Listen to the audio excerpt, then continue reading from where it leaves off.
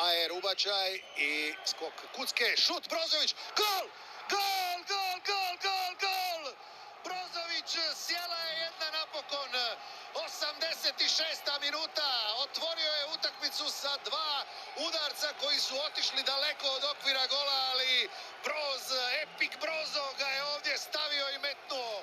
1:0 za Hrvatsku, odbijena lopta nakon Majerovog ubačaja i Brozoviću je sjela kroz gužvu, našla put u tamo daljnji kut vrata Mareka Rodaka, točno sa 16 metara.